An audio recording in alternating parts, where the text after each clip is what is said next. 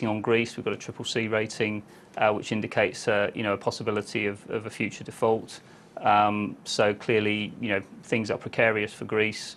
That there are indications from, I believe, the communique that there may be some further accommodation down the line from European partners in terms of more flexibility on the package, and we'll have to wait and see if that transpires. Forecasting Greek GDP at the best of times is, it's an imprecise art, shall we say, or science. It's basically finger in the wind, especially so many years in advance. Is this 124% debt to GDP ratio by 2020? I mean, how accurate is that? Well, the further you go out with any forecast, the more problematic it becomes, or the more difficult it becomes to rely on.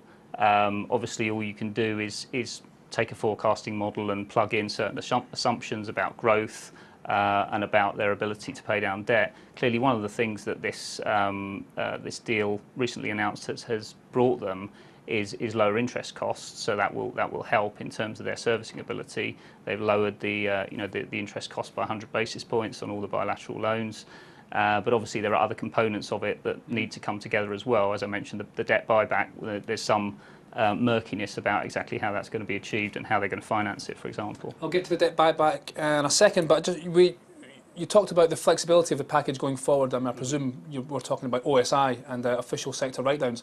Can you quantify in any way how much the official sector would have to write off and debt to be cancelled to get Greece back on a sustainable debt path? I mean, it's difficult to be precise on the exact amount of debt that would need to be written down, but clearly, the balance of the debt outstanding now for Greece is very much in the hands of the official sector. There's only about 60 billion or so left in the private sector. Official sector has a much more significant portion of the over sort of 300 billion plus debt load that Greece carries. So clearly, the only way for them to make a material difference to Greece's debt sustainability in the future would be to target the official sector. Obviously, there are rumours about the timing of that and when it might be politically acceptable to Greece's partners. So, we're not expecting that to happen anytime soon, but it's clearly something that is perhaps on the table for a negotiation further down the line. For example, would it be closer to 100 billion or to 200 billion? It's difficult to do the calculation in my head on the spot. I would say, 100 billion would be a material reduction in the debt load. It would be nearly a third of the outstanding debt, or getting on for that sort of sum. So I would imagine that would get you somewhere closer to a clearly sustainable debt path.